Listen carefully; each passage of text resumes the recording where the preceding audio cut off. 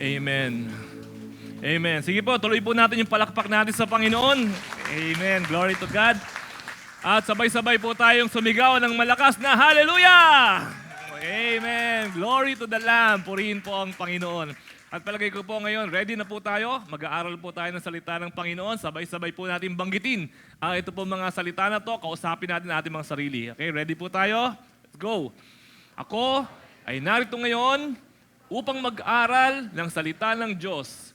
Ang puso ko ay binubuksan, ang isip ko ay tinutuon, ako ay makikinig at susunod sa salita ng Panginoon. Amen. Manalangin po tayo. Panginoon, nandito po kami. Ngayon pong araw na ito, gusto ko po naming makatagpo. Gusto po namin, Panginoon, marinig ang tinig mo. Hindi po ang tinig ng tao, hindi po ang tinig ng sino mang katabi namin. Gusto namin, Lord, hipuin po ninyo kami. Kalabitin niyo po nawa kami, Panginoon. Mangusap nawa po kayo sa amin. At ikaw po nawa, Panginoon, ang maggabay sa amin tungo po sa kabanalan, tungo po sa pag-unlad namin spiritually, at tungo po, Panginoon, sa pagbibigay namin ng kapurihan sa inyong ngalan. As we open your word this morning, speak to us in spirit and in truth. In Jesus' name we pray. Amen, amen. Maaari na po tayong makaupo. Siguro po ang isa sa pinakamalakas na makasira, makagulo, makawasak sa anuman pong magagandang mga bagay ay walang iba kung hindi ang reklamo. Isang bagay na maganda, isang bagay na maayos, okay na okay sana, pero kapag biglang may nagreklamo, naiiba ang pananaw natin. No, meron kami pinuntahan na magandang restaurant, masarap yung pagkain, pero nabasa mo bigla online, may mga nagrereklamo. Ang bagal ng serbisyo, ang mahal ng presyo, etc. etc. Mamaya, nawalan ka na ng gana na magpunta doon sa restaurant na yon. Ano mang bagay na maganda, kapag ka merong dumarating, naririnig tayo na reklamo, nasisira itong bagay na ito. Reklamador ka ba? May kilala ka bang reklamador? Ngayong umagang ito, gusto nating makita, reklamador ba ako? Palagay ko, walang magsasabi sa'yo niyan eh. Alam mo, ikaw reklamador ka. Pero maganda po ngayong umaga, makita natin, ako yata yung tinutukoy ni Pastor. Hindi naman kami nag-usap, pero mukhang ako yung tinutukoy ni Pastor. Okay? Kaya mensahe po natin ngayong umaga ay pinamagatan nating para sa mga reklamador. Amen naman dyan. Okay. Okay, babasahin po natin, no? Ang isa sa pinakadaming reklamo na passage sa Bible. Numbers o mga bilang, chapter 11, verse 1, 2, and 3. Medyo mahaba po ito, hanggang 35 ito. Pero hindi ho natin babasahin lahat hanggang 35. Uunti-untiin lang po natin. Okay, Numbers 11, verse 1, 2, and 3. Dahil sa hirap na dinaranas, nagreklamo ang mga Israelita. Dahil dito, nagalit si Yahweh. At pinaulan ng apoy ang isang bahagi ng kanilang kampo. Kaya nagmakaawa kay Moises ang mga Israelita at agad naman siyang dumulog kay Yahweh. Dininig naman siya at namatay ang apoy at ang lugar na iyon ay tinawag nilang Tabera sapagkat nagliyab doon ang apoy mula kay Yahweh. Okay? Ito pong kwento natin ito, kalalabas lamang po ng mga Israelita mula sa Egypt. 1 year and 1 month. Okay? 13 months bagong labas pa lamang sila sa Egypt. Umiikot-ikot sila, kaka-receive pa lamang nila ng 10 commandments. Okay? At doon po sa 13 months na yon, nakita po natin lumitaw ang ugali ng mga Egyptian. Ano mga Israelites? Sila po ay reklamador. Lumitaw ang pagiging reklamador po nila rito. Noon po nasa Egypt sila, napakadami ng dapat nilang ireklamo, pero hindi sila makareklamo-reklamo. Kasi po sa Egypt, pinapatay ang mga anak nila ron. Kapag ka nanganak yung babae at lalaki, yung anak, pinapapatay yun. Wala tayong narinig na reklamo sa kanila. Pero pagdating dito, lumitaw ang tunay nila na kulay, sila ay mga reklamador ng mga tao. In fact, kung tatanungin ninyo, paano naging reklamador yan? Isang beses lang naman. Sa loob po ng isang taon at isang buwan, 13 months, ito pong pag-aaralan natin ngayon, pang-7 at pang-8 beses na po nilang nagre-reklamo sa loob lamang ng 13 months. Kaya nakita natin ugali nito po mga tao na ito. No, nagreklamo sila ng nagreklamo, ano ginawa ng Diyos? Pinaulanan sila ng apoy. Yung bahagi ng kanilang kampo. Pero nag-pray sila, sabi nila kay Moses, baka pwedeng sabihin mo kay Lord, patayin yung apoy at dininig naman sila ng Panginoon. Ano po ba ang reklamo? Ano ba epekto nito kapag tayo po ay reklamador? Right now, may naisip ka bang reklamo sa buhay? Ano bang reklamo? Ang reklamo is complaining or grumbling, pero po sa dictionary, ito po ay tinatawag na statement of dissatisfaction. Look at the definition. It is only a statement. Hindi po siya action of dissatisfaction. No, hindi po siya gesture of dissatisfaction. Siya po ay statement. Pag sinabi natin statement, ano yan? Salita lang yan.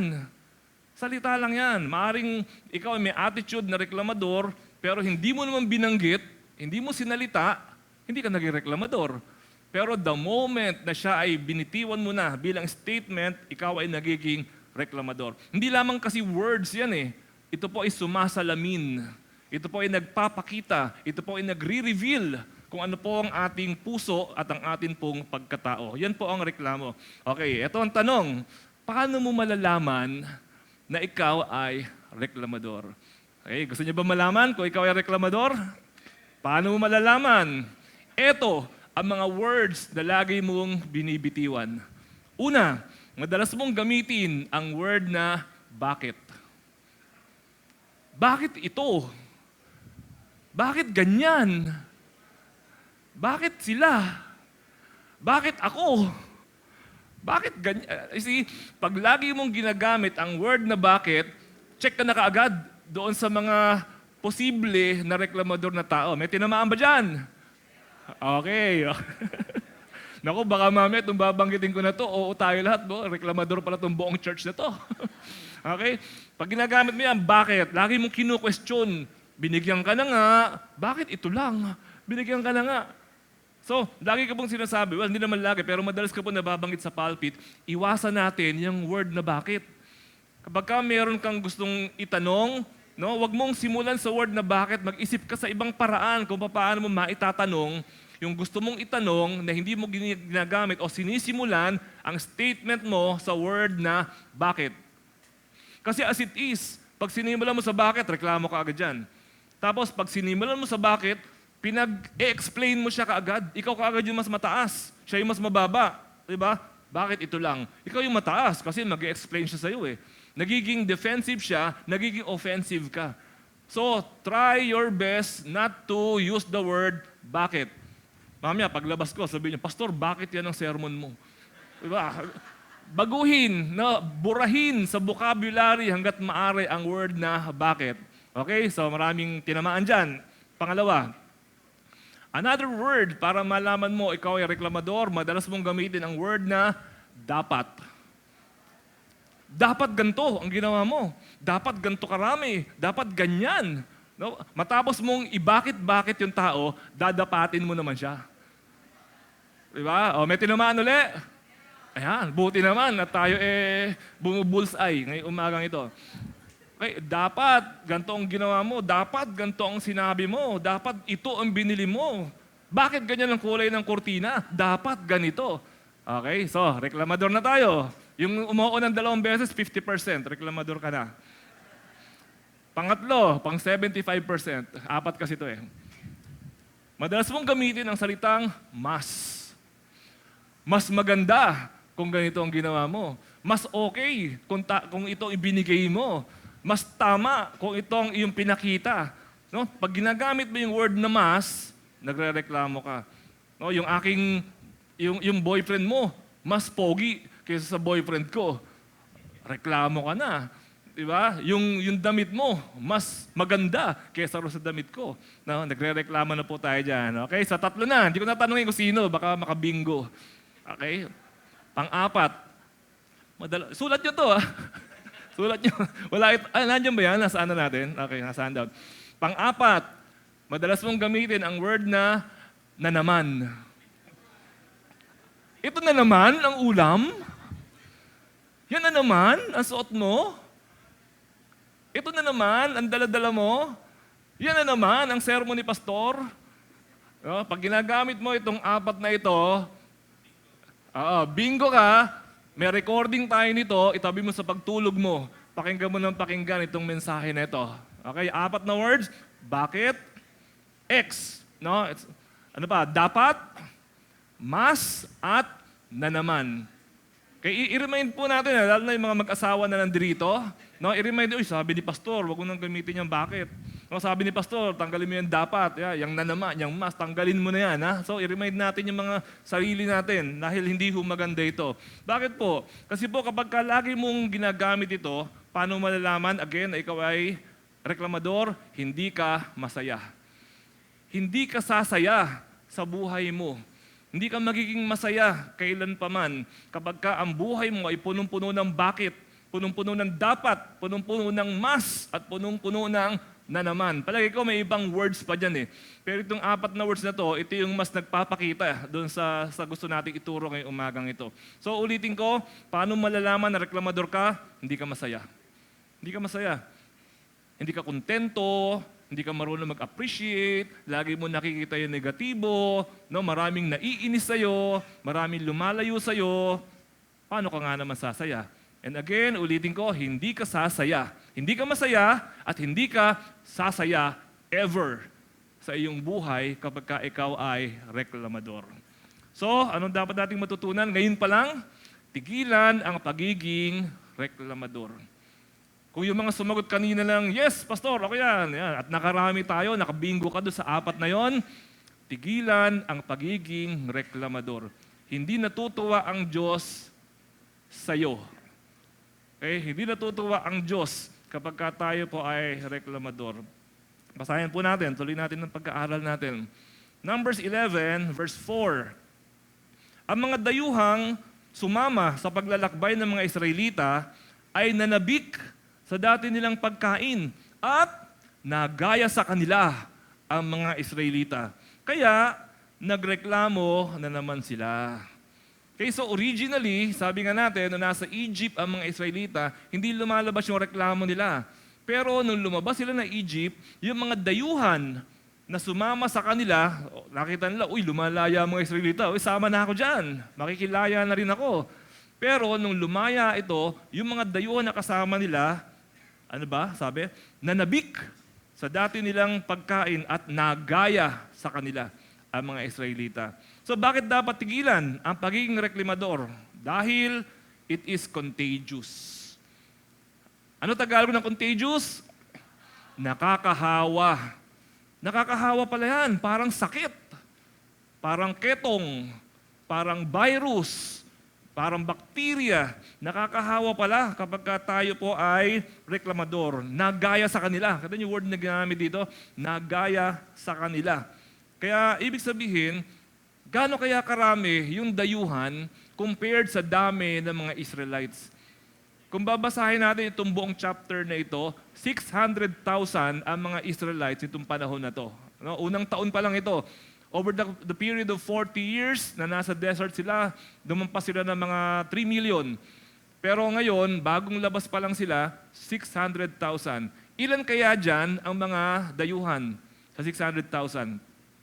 Alangan namang 100,000. Siguro ang dayuhan lang dyan, 100, no? Konti lang ang dayuhan dyan. Pero konti man yung dayuhan, nahawa yung mas marami kaysa rin sa mas konti. No, hindi yung marami ang nanghawa sa konti, kundi yung konti ang nanghawa sa marami. Parang virus. Ilan ba ang virus na masisinghot mo? Mayroong umubo sa katabi mo, nasinghot mo yung virus. Ilan ang virus na pumasok sa'yo? Ang laki-laki ng katawan mo. Ang virus kakapiraso, pero nahawa yung buong katawan mo. At hindi lang yun, nahawa ka sa kanya, naubuhan ka lang. Ano, kaya ingatan po natin yan pong reklamo kasi nakakahawa po yan. Nakakagulo po ng buhay yung reklamo na yan. Actually po, kung meron kayong negosyo, dati po may business kami bago mag-pandemic. Takot kami na, hindi naman sa takot, pero ayaw namin mag-post ng business namin sa FB. Importante yan eh. Siyempre may FB ka, may business ka, gusto mong kumalat, kakalat yan. Pero kung gagawin mo yan, kailangan mong kontrolin ng comments. Kasi pag may magreklamong isa doon sa business mo, kahit na 100 yung natutuwa, may 100 na comment, may magrereklamo, pangit dyan eh. May sasagot doon, pangalawa, oo nga, ganito rin ginawa sa akin. Oo nga, ganito rin yung produkto na binigay sa akin. 3 piraso yon. Pero mababaliwala yung 100 magandang comments para bigyan daan yung 3 piraso na comment na yon. Nakakabagbagsak ng business ang Facebook kapag hindi tayo marunong mag-control ng mga comments po nito. Kasi nga po, nakakahawa. Hindi ko nga alam bakit ba mas mabilis kumalat ang negative kaysa positive? No, bakit mas mabilis kumalat? Bakit kapag meron ka nabalitaan na artista o isang journalist binigyan ng Peabody Award, parang wala lang sa iyo yun, pero Peabody Award, international yan. Pero biglang mabalitaan mo, yung journalist na yon buntis. Tapos biglang yung mga tao, doon mapupunta yung attention sa kabuntisan niya kaysa doon sa award na nakuha niya. Hindi ko alam. Ganyan ho tayo mga tao. Mas binibigyan po natin ng importansya or mas juicy. No, mas juicy kapag ang pinag-uusapan natin negatibo kaysa doon sa positibo. Kaya ingatan po natin. Do not be the virus. No, let it be a virus. Wala tayong magagawa. Virus yan, pero wag na ikaw yung virus. Christian ka Meron bang Christian virus? Meron bang ganon? Meron siguro, pero dapat wala. Di ba? So, do not be the virus, kung virus man yan. So, una po, bakit dapat tigilan? Kasi po, it is contagious. Nakakahawa. Pangalawa, bakit dapat tigilan? Because it is a lifestyle. Nagiging pagkatao mo na, nagiging attitude mo na, character mo na, description mo na. Pag sinabi, describe mo nga si Kuya in one word, ano kayang gagamitin ng mga tao to describe you in one word? Reklamador? Yun ang description sa'yo? Diba? Bakit po natin sinabi na lifestyle? Kasi kung babalikan natin yung binasa natin sa verse 4, ang sabi po dyan, kaya nagreklamo na naman sila. Bahagi na po talaga ng sistema nila na pag may hindi nagustuhan, reklamo. Pag may ayaw, reklamo. Bahagi na po ng buhay nila at ng pagkatao nila yung reklamo. Sabi ko nga po kanina, sa loob ng 13 months, 7 times and 8 times, pang-7 at pang-8 beses po ito kasi 2 beses po sila nagreklamo dito, although hindi natin madadaanan. Pero itong buong chapter na ito, 2 beses po sila nagreklamo dito. No, nagreklamo na naman sila. It became a lifestyle. Una po, nung sila po ay, unang reklamo nila, nung sila po ay pinalaya sa Egypt, dagat na pula. Ang unang-unang ginawa nila, nagreklamo sila kay Moses. Inilabas mo ba kami ng Egypt para patayin dito? Kasi nakita nila dagat na pula. Ano ang ginawa ng Panginoon? Hinati para sa kanila ang dagat na pula. Hindi pa sila natuwa nun. Pagtawid nila ng dagat na pula, may reklamo na naman sila. May tubig doon. Pag inom nila ng tubig, medyo mapait yung tubig. Reklamo na naman sila sa tubig. Anong ginawa ng Panginoon? Ginawang matamis yung tubig. Naghimala na naman ang Diyos sa kanila.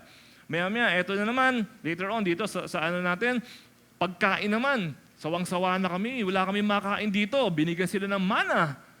Miracle na naman.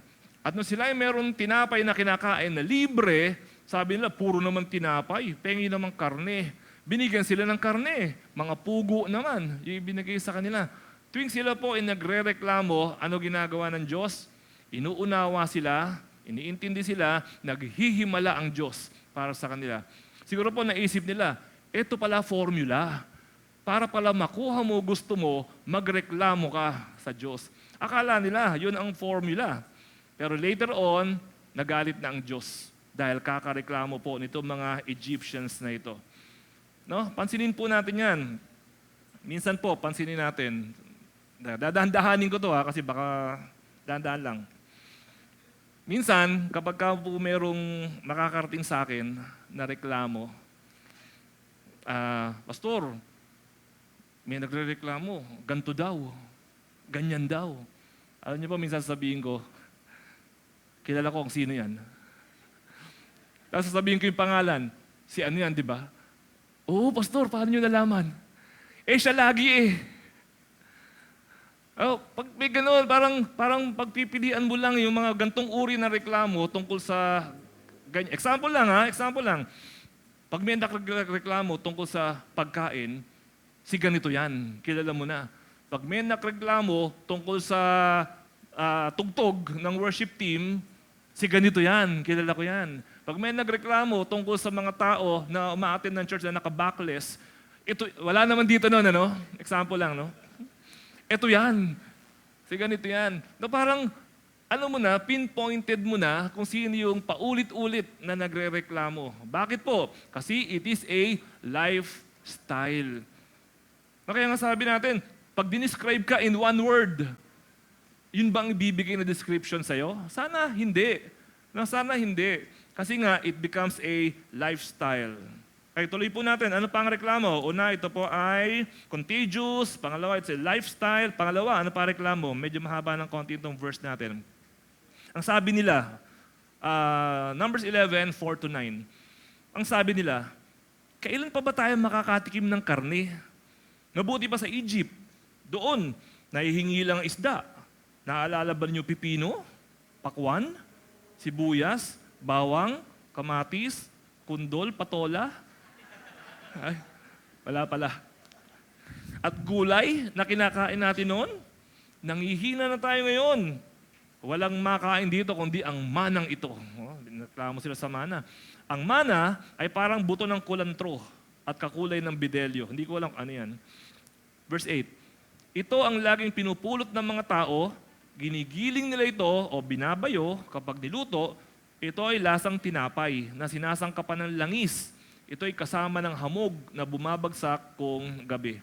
Okay, ito na. Nagre-reklamo naman sila. Ano pang reklamo? Bakit dapat natin itong tigilan? Kasi po, it is a sign of ingratitude. Ano Tagalog na ingratitude? Parang Kastila yan eh, no? Ingratitude. Walang gratitude. Walang utang na loob. No, ito ay pagpapakita na ikaw ay hindi mo tinatanaw na utang na loob o wala kang, hindi ka grateful doon sa natatanggap natin na ito. Hindi marunong mag-appreciate. Akala niyo, sabi nila rito, mabuti pa sa Egypt. Alam mo, parang sinampal mo ang Diyos doon sa sinabi nilang yon. Parang, kailan lang, last year, nangawa-ngawa kayo dyan, iligtas niyo kami, ilabas niyo kami dito, palayain niyo kami, pinapatay yung mga anak namin, no, binubugbog kami, slave kami dito, alipin, wala kaming buhay, wala kaming direksyon, wala kaming patutunguhan sa Egypt. Last year lang, umangal-ngal kayo para palayain. Tapos ngayon, nung pinalaya, sasabihin niyo, mabuti pa sa Egypt. Hala, di ba parang naku, napahiya ang Diyos. O yun nga, no, parang sinampal mo ang Panginoon dito sa sinabi nila rito. Yung mga anak dito, pag sinasabi ninyo yan sa mga magulang ninyo, parang sinasampal ninyo ang mga magulang ninyo. Mabuti pa, hindi na lang ako pinanganak. No, mabuti pa yung kapitbahay natin. Mabuti pa yung tatay nung pinsan ko. Ako, napakasakit niyan sa mga magulang. So kung kayo po ay mga anak ngayon, wag na wag niyong sasabihin yan sa mga magulang ninyo. At kung kayo po ay anak noon at nasabi ninyo yan sa mga magulang ninyo, mag-sorry kayo. Kasi po, kung magulang na kayo ngayon, hindi nyo gugustuhin na marinig yan na sabihin sa inyo ng inyong mga anak. No, mabuti pa, siya na lang naging tatay ko eh. No, mabuti pa, iba na lang ang naging nanay ko. No, masakit, sobrang masakit po yan. Nung bata ako, laging sinasabi ko sa magulang ko, kasi mahirap lang kami. Sabi ko, totoo bang anak nyo ko? Hindi kaya anak ako ng mayaman talaga? Tapos, nakuha nyo lang ako sa tapat ng kumbento. Yun, okay? So, ano ang reklamo? It is a sign of ingratitude. Hindi tayo marunong mag-appreciate or parang wala tayong utang na loob. Napasakit po niyan. Lalo po, dito po sa church natin. No? Minsan po tayo, sa church, dumarating po tayo, kunyari, sabi mo sa sarili mo, Sunday ngayon eh, attend ako ng church. Di ba pag sinabi mo yun, anong gagawin mo? Magliligo ka, bibihis ka, pupunta ka sa church. Pagdating mo sa church, anong papagawa sa'yo? May push-up ba bago pumasok sa church? Wala, di ba? So, papasok ka sa church, uupo. At pag upo mo sa church, kakanta na yung worship team natin. May bayad ba tayo bago mag-worship team? Wala, di ba? Yung concert magbabayad ka ng kung ano-ano bago ka makapanood ng concert. Bagay, hindi naman concert ito. Pero, di ba, uupo ka, tapos merong tutugtog dito, merong sasayaw dito, may mananalangin, may magme-message, tapos lalabas. Alam niyo ho ba, bago tayo dumating dito, ang dami nang nangyari. Ang worship natin nagsisimula ng alas 10 ng umaga. Pero umaandar na po ang church natin alas 7 pa lang ng umaga. In fact, hindi.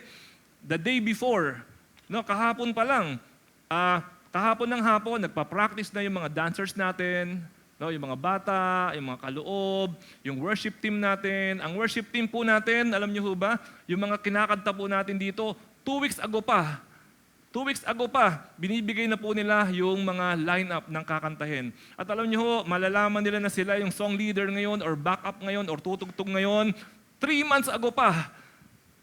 Nakalista po lahat yan. Ito ang sistema natin. Yung mga magpe-pray dito, hindi yung, uy, ikaw na lang mag-pray. Walang magpe-pray. O yung presider, o ikaw na lang mag-preside kasi nakalimutan ko. Nakaschedule po yan. May sistema po tayo.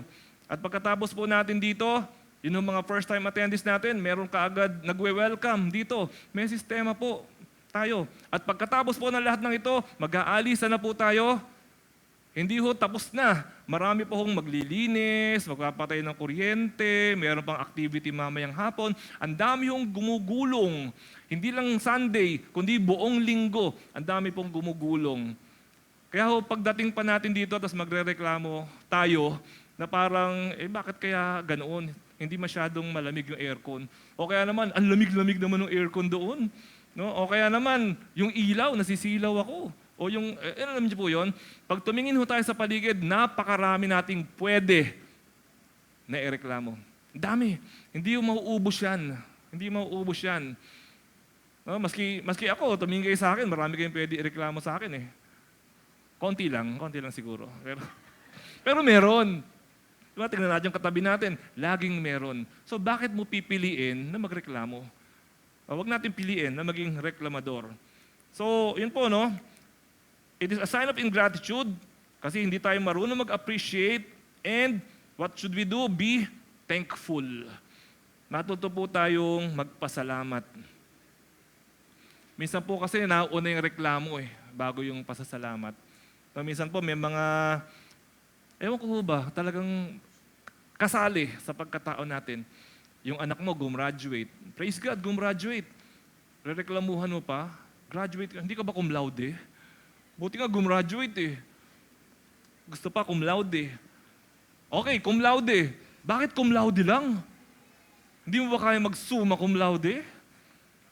Diba? Lagi tayo may nauhugot na reklamo. Minsan may nakausap po ako na tatay.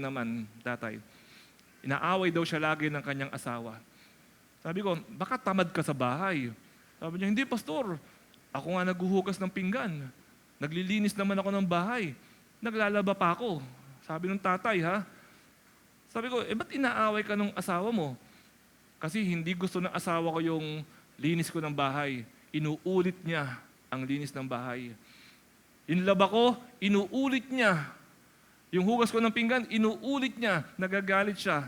Kasi hindi niya gusto yung linis ko na, yung mga linis na ginawa ko. Alam niyo po, kung ako yung lalaki o kung kayo yung lalaki, maghuhugas pa ba kayo ng pinggan? Hindi na.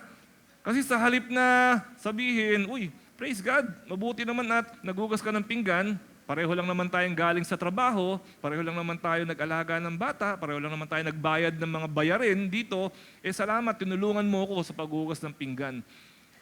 Pwede mo naman sabihin na, ay, ikaw pala naghugas ng pinggan, may naiwan, ako na magtutuloy kung... Pwede mong tulungan, pero hindi mo gusto na pahinain yung kanyang kalooban. No, yung reklamo, pinanggagalingan po yan ng mga problema natin sa loob ng bahay. So, count your blessings. Count your blessings. Tingnan niyo po ito. Lalo na po, baka sabihin niyo kasi bias ako Sige na nga. Okay, para po sa babae na lang muna, no? Kasi malapit na Father's Day. Para sa mga babae, kapag kang asawa mo, lalaki, syempre, no? Pag ang asawa mo, hindi babaero, praise the Lord. Okay? Yan pa lang yan, ha? Pangalawa, kapag ang asawa mo, hindi nang bubugbog, praise the Lord. Okay, tuloy ba natin? Tuloy natin to. Okay ba, mga men? Okay. Pag ang asawa mo, nag-iintriga sa'yo, praise the Lord na naman yan. Di ba? Tapos yung asawa mo pa, tumutulong sa'yo sa bahay, kahit papaano, no? Kasi hindi naman siya talaga yung ano. Kasi siya naman pag kailangan mo magpintura ng bubong, hindi naman ikaw magpipintura ng bubong, siya naman eh. Di ba? So sa kanya yung mga hindi mo kayang gawin. Pero yung mga kaya mong gawin, tingin niya, kaya mo na yan. Di ba? Yung maglalagay ka ng tubig sa dispenser, o sa'yo yan. Yung bigas, ilalagay mo sa lagayan, siya yan.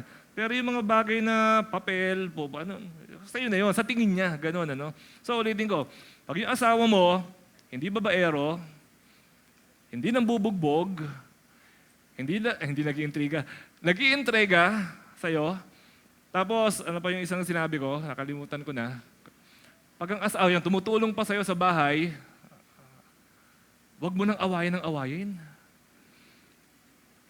Diba? Inaway mo dahil nakalimutan niya yung baso, ininuman niya ng madaling araw, uminom siya, inilagay niya doon, wag mo nang awayin. Kasi yung mga ganong kalilit na bagay, nakakasira ng masarap na pagsasamahan. Ba't kayo nag-away? Ano pinag-awayan niya? Sa barangay pa kayo. Yung baso, hinugasan ko yun eh. Tapos iniwan niya lang doon. Di ba kung mag-aaway kayo mag-asawa, kasi babaero yung asawa mo, tutulungan pa kita. Yung asawa mo, binubugbog ka, sasamahan pa kita para i-demanda natin ng bawsi. Pero kung nag-away kayo sa mga malilit na bagay, sayang. Gano'n kahaba ba ang buhay natin bilang mag-asawa? No? I-enjoy na natin yung mga bagay na ganoon. Balato na natin yun. Okay ba yan? Okay, Happy Father's Day. Next week pa, pero ano na yan.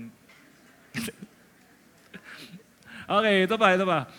Anak mo naman, Pag ang anak mo nag-aaral mabuti, praise God na yan. Okay? Praise God. Kahit na medyo tamad-tamad ng konti. No? Konti lang konti. Pag medyo hindi mo masyadong maasahan ng kaunti sa hugas ng pinggan, sa luto, okay lang yun kasi nag-aaral na mabuti. Pero hindi pwede nakahilata. Diba? So, tutulong pa rin. Pero intindihin mo, iba yung mundo niya eh. Iba yung focus niya. Pero dapat turuan pa rin. At yung isang anak mo naman na dalaga, at hindi nagbo-boyfriend, kahit na high school, praise God, at hindi agad nagbo-boyfriend. Kaya parang pamilya ko, tinutukoy ko dito.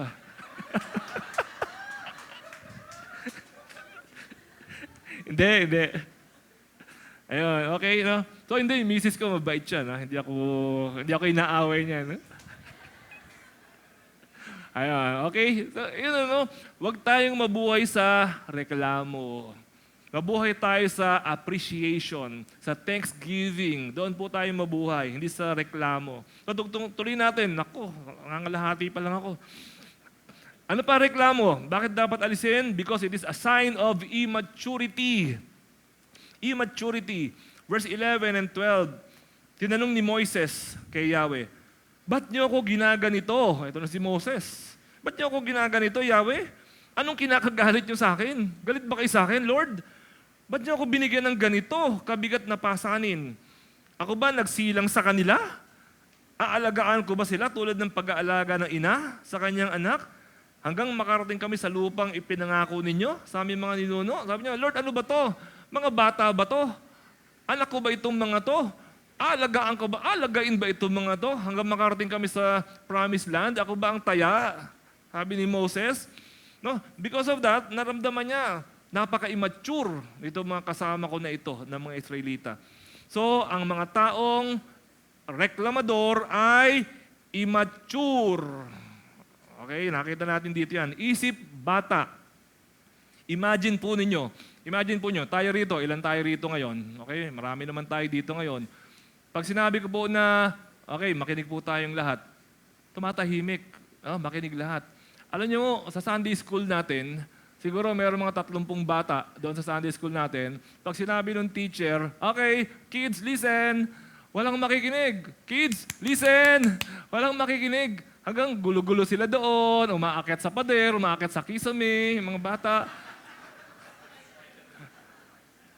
Kasi mga bata, di ba, pag sinabi, ito ang pagkain. Ako, daluhungan lahat yan. Meron mga libreng Jollibee. Ang gulo, kasi mga bata. So, ang isang bahay na magulo, dahil puro reklamo, puro isip bata. Pag ang church magulo, mga isip bata kapag ka magulo. So, tayo po, iwaksin natin yung mga reklamo na yan kasi wala siyang dinudulot na mabuti. Ano ba epekto nitong reklamo na ito? Ano epekto? Verse 10. Unang-unang epekto, hindi natin gusto itong epekto na to. Nang marinig ni Moses ang reklamo ng lahat ng sambahayan na nakatayo sa pintuan ng kanilang tolda, nagalit ng labis si Yahweh. Kaya't nanlumo si Moses. Gaano katindi ang galit ni Yahweh according sa verse na ito? Soft, medium, hard, labis. Hindi siya nainis, hindi siya nairita, siya ay hindi lang nagalit, siya ay nagalit ng labis. Times 2, times 3 yung galit ni Yahweh dito. So kapag tayo po ay reklamador, ano ang unang epekto? It angers God. Nagagalit ang Panginoon, pati ang Diyos, napupuno sa mga reklamador. Paano tayo nagrereklamo sa Diyos? Nakapagreklamo na po ba tayo sa Diyos? Naranasan niyo na ba? Yung dasal ka ng dasal, tapos reklamo naman ng reklamo, yung dasal natin. Na maski sa prayer, nagrereklamo tayo sa Panginoon. Alam niyo po, ang Diyos, pinapasaya, hindi ginagalit. You wouldn't want God to be angry at you. Hindi mo gugustuhin na magalit ang Panginoon sa iyo. Sa totoo lang po, walang sino man na may karapatan na magreklamo sa Panginoon. No? Lord, bakit ako? Lord, bakit yan ang binigay mo? Kaya puro bakit na naman. Lord, ba't ganyan ang nangyari? Lord, ba't hindi ako pumasa? Lord, bakit ako natanggal? Lord, bakit? Puro bakit na naman, di ba? Wala tayong karapatan magreklamo sa Panginoon. Kasi po, verse 29, Job 34, verse 29. Sabay-sabay natin basahin ito. Job 34, verse 29. Okay, ready? Go. Kung ipasya ng Diyos,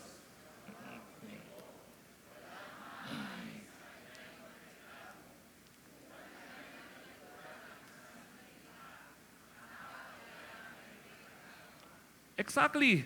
Kung ipasya ng Diyos na ayaw niya sumagot Kahit tanong na ka ng tanong, ayaw niya sumagot Anong magagawa natin? Wala tayong maaring gawing reklamo sa Kanya. Kahit talikuran niya ang sangnilikha. Ang tao kaya may magagawa? Wala. Kasi God is God. He can do what He wants to do because God is God. So, wag ko tayong masyadong mareklamo lalo sa Panginoon. No, Lord, bakit ganito ilong ko? Masyadong malaki. Ba't ganito yung mata ko? Ang laki pa rin. Di ba?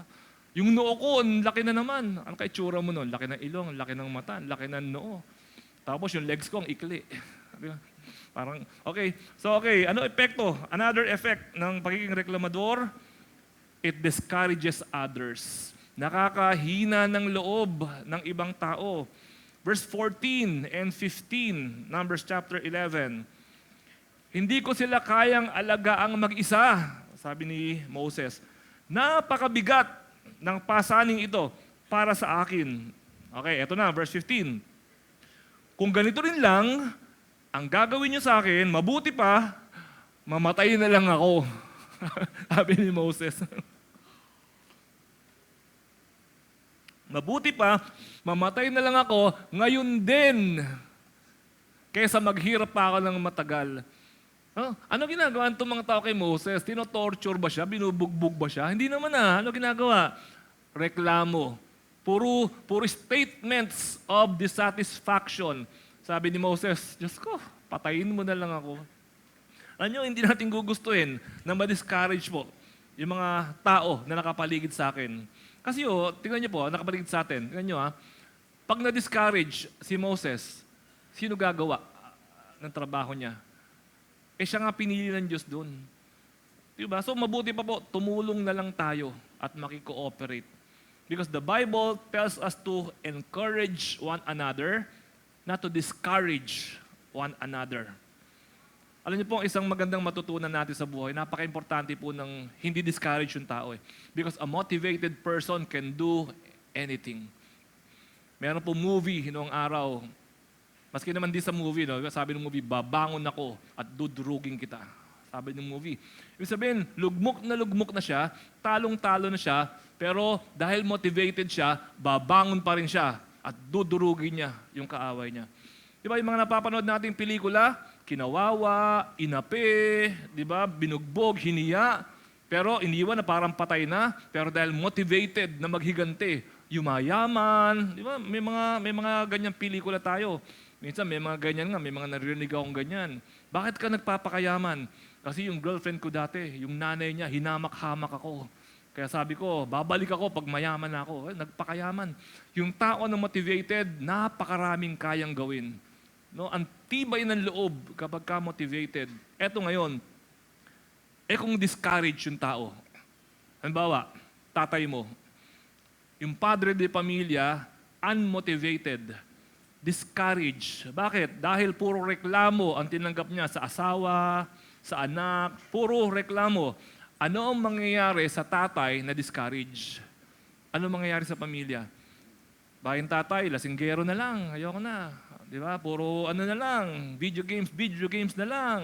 O kaya ginagawa ng tatay, scatter. Hanggang lalong nawalan palalo ng ng kikitain. Hindi niyo po gusto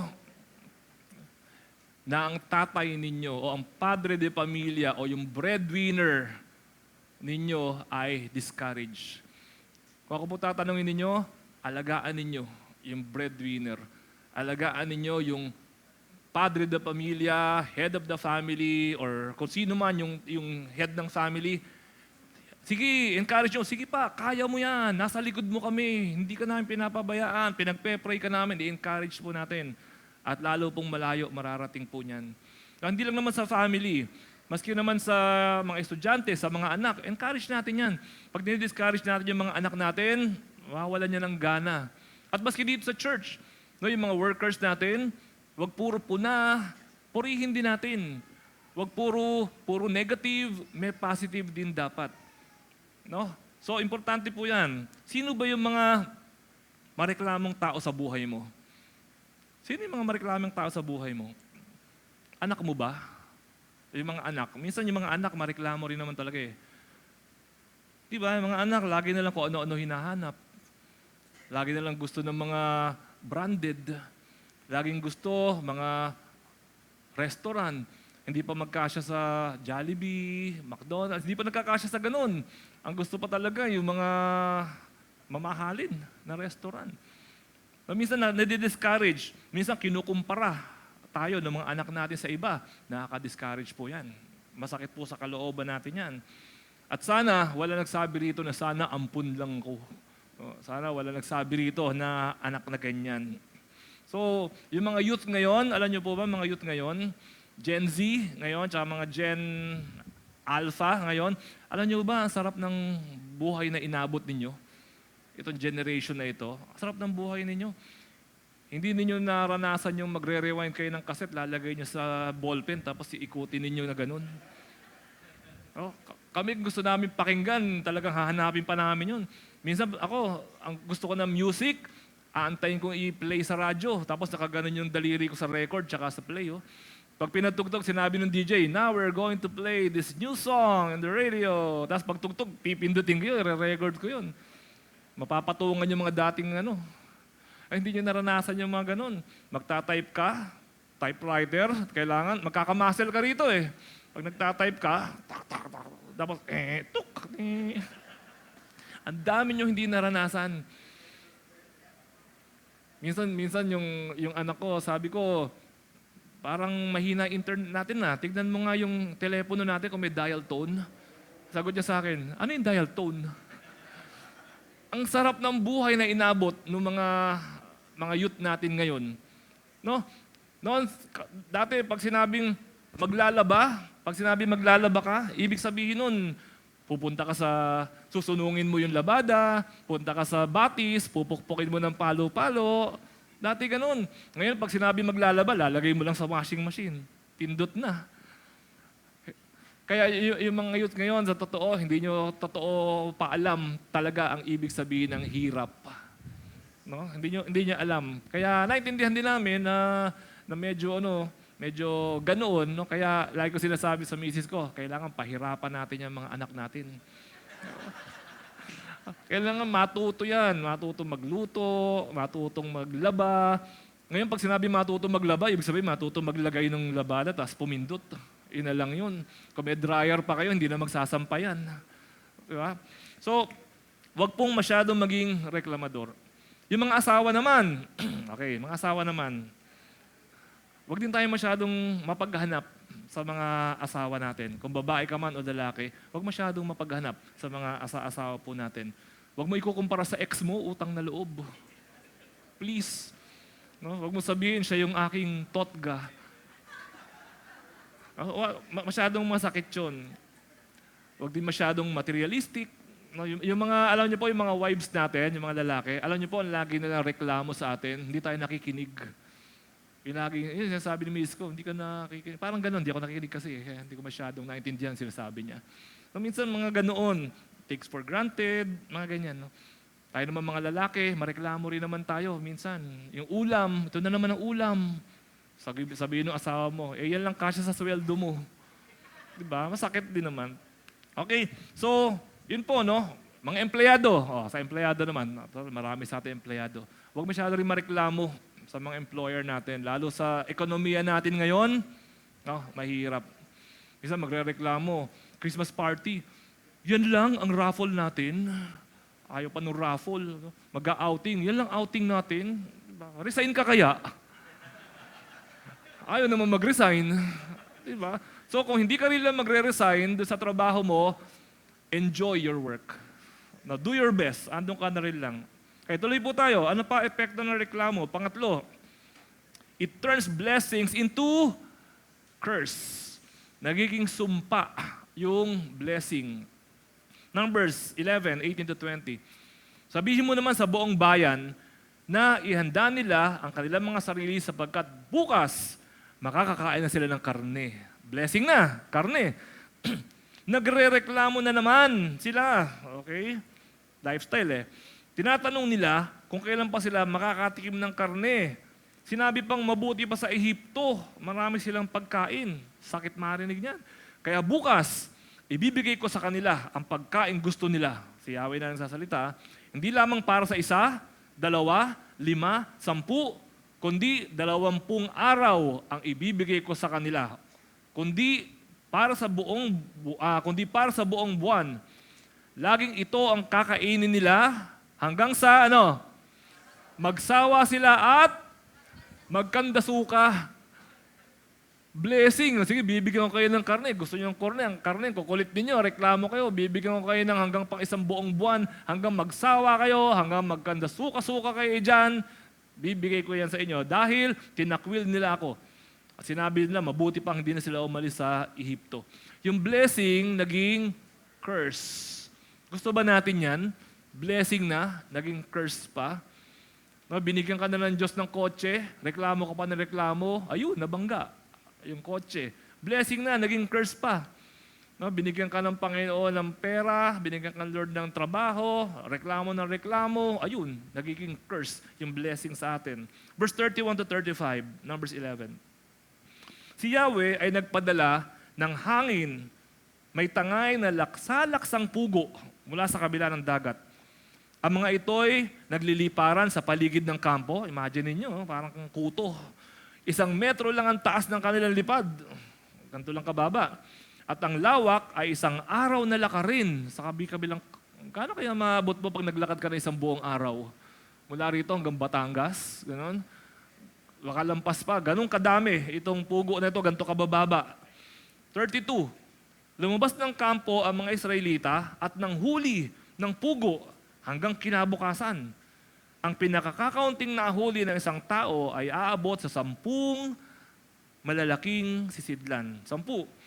Ang mga ito ay binilad nila sa paligid ng kampo, ngunit bago pa lamang nila ito kinakagat, ayan na, bago pa lang nila kinakagat, ibinuhos na ni Yahweh ang kanyang galit sa mga Israelita at siya ay nagpadala ng isang kakilakilabot na salot. Ang lugar na yon ay tinawag na Kibrot Hataava sapagkat doon nailibing ang mga taong naging hayok sa karne. Mula roon, nagkapatuloy sila sa paglalakbay hanggang sa Hazeroth. Blessing na, naging bato pa. Blessing na, naging curse pa. Isa lang ang dahilan, reklamo. Yun lang. Kasi po, nakakagalit sa Panginoon kapag tayo po ay reklamador. Learn. Matuto po tayo na hindi maging reklamador. What lessons can we learn? Instead na magreklamo, ano ang dapat natin gawin? Count your blessings. Bilangin natin. Kasi sa totoo lang, ang dami nating blessing galing sa Panginoon. Kulang lang tayo sa bilang. Kita nyo sila, natutong magbilang ng blessing nung wala na sila sa Egypt. Buti pa sa Egypt, may pipino. Buti pa sa Egypt, may pakwan. Nagbilang bigla ng blessing. Kaso, wala na sila doon. Ngayon, dapat bilangin nila blessing nila. Ang dami-daming blessing dito mga Israelita na ito. Meron silang haliging apoy sa gabi. Meron silang haliging ulap para hindi sila mainitan. Ang dami nilang blessing, pero hindi sila marunong tumingin. Pangalawa po, instead na magreklamo, ask God's help. Humingi na lang tulong sa Diyos. Lord, yung asawa ko po, ganto, ganyan. Humingi ng tulong sa Diyos. Panginoon, kailangan ko po ng tulong. Hindi ako nagrereklamo, kailangan ko ng tulong. Hindi ko to kaya. Tulungan niyo po ako. Manalangin. Yan ang ginawa ni Moses, verse 21 to 23. Ito pa, sumagot si Moses, lahat-lahat ng kasama ko, 600,000. Dami. At sinasabi mong, bibigyan mo sila ng karne para sa isang buong buwan? Kausap niya si Yahweh. Kahit patayin ang lahat naming hayop o mahuli ang lahat ng isda sa dagat, ay hindi sasapat sa ganito karaming tao. Hindi naniniwala si Moses na kayang ibigay ng Diyos yung 600,000 na pakainin ng isang buong buwan ng karne. Kahit patayin ng hayop, kahit hulihin lahat ng isda sa dagat. Itong Moses na to, ano rin eh. Ang tawag doon? OA din eh. 23. Sinabi ni Yahweh, Moises, meron ba ako hindi kayang gawin? Ngayon din, papakita ko sa iyo kung totoo o hindi ang aking sinasabi. Yung akala ni Moses na imposible, walang imposible sa Diyos. Sa pinagpe-pray mo yung anak mo, Lord, tong anak ko, mukhang hindi na magbabago to, walang imposible sa Diyos. Humingi ka ng tulong sa Panginoon. Lord, yung asawa ko, Lord, yung meral ko ang taas, walang imposible sa Diyos. Ibababa ng Diyos ang meral ko bill. Yung singil ng meral ko. Alright. Pangatlo, suggest a solution. Kung may nakikita kang bagay na karekla-reklamo, sa halip na magreklamo, mag-suggest ng solution. Be part of the solution rather than being part of the problem. Huwag puro problema ang nakikita. Ito mga Israelita, ang dami nilang reklamo, walang suggestion, maski isa. Puro reklamo lang ang ginawa nila. So, ano ba pinagkaiba nung reaction sa response? Ang reaction kasi nila is magreklamo eh. Pero tamang response. Sa isang restaurant daw, mayroong isang ipis na pumasok sa restaurant. Ang reaction ng mga customer, tumili. Yun ang reaction. Pero yung waiter, ano ginawa? Pinatay yung ipis, hinuli. Yun ang kanyang response. So, it is better to have a response rather than react. Yung reklamo, reaction yan. Pero dapat you respond. Magkaroon tayo ng solution. Kung meron tayong kailangan na ayusin, suggest a solution. And ano yung solution na yan? Number 4, cooperate. Cooperate. Baka mamaya ang solusyon, ikaw. Baka mamaya sabihin natin, bakit ganyan yung mga kulang ng ganyan? Baka ikaw pala yung dapat ilagay doon. You can volunteer. Welcome. Or you can donate. Pag sinabi natin, Pastor, mukhang kulang yung church natin ng di mag-donate ka. Diba? Pwede. Welcome na welcome yan. But whatever you do, stop complaining. Stop complaining. Okay? So magkaroon tayo ng self-test. Meron po dyan sa handout ninyo, checkan ninyo. No? Pwede nyo checkan, pwede hindi checkan. Tago nyo, walang kopyahan. Tago nyo dyan sa katabi ninyo. Test natin. Kung ikaw ay reklamador, i-confirm natin kanina. Okay, unang question, oo o hindi? Mas madalas akong magpuna kaysa magpuri. Pwede nyo checkan, pwede sa isip nyo na lang kasi baka masilip ng katabi ninyo. Pero sagutin nyo yan. Mas madalas akong magpuna kaysa magpuri. Pangalawa, mas nakikita ko kung ano ang wala kaysa sa kung ano ang meron. Mas nakikita mo yung kulang kaysa doon sa meron. Pangatlo, madalas akong magkumpara. Okay, oo o hindi. Pang-apat, mas marami akong reklamo kaysa pasasalamat. At panghuli, may nahawahan na ako dati sa dati kong reklamo. Sagutin natin yan. Hindi nyo man sagutin ngayon yan, pero sagutin po natin yung mga tanong na yan. At alam nyo, kapag ka ang sagot natin dyan, at ang goal ko po sa atin pong pag-aaral ngayong umagang ito, masagot natin yan, masabi natin sa sarili natin na praise God, hindi ako reklamador, or praise God, nalaman ko na reklamador pala ako. At mula ngayon, hindi na ako magiging reklamador. So as we close, basahin natin ang sabay-sabay, Philippians chapter 2, 14 and 15. Malakas hindi ako magsasalita. Lakasan niyo para marinig ng mic, para ma-record natin. Okay, ready? Go!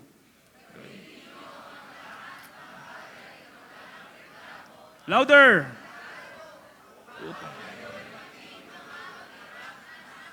Yan. Tingnan ba?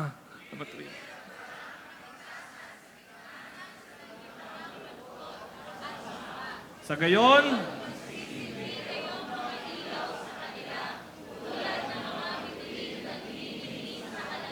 Amen. Palakpakan natin ang Panginoon. At magwakas tayo sa panalangin. Panginoon, akin pong itinataas ang kongregasyon na ito. Maging yung pong mga nasa online ngayon at maging yung mga nagre-review nito pong message na ito. Panalangin ko po sa inyo, Panginoon, kaming lahat, maging ako, turuan niyo po kami na magbilang ng pagpapala. Turuan niyo po kami na maging grateful.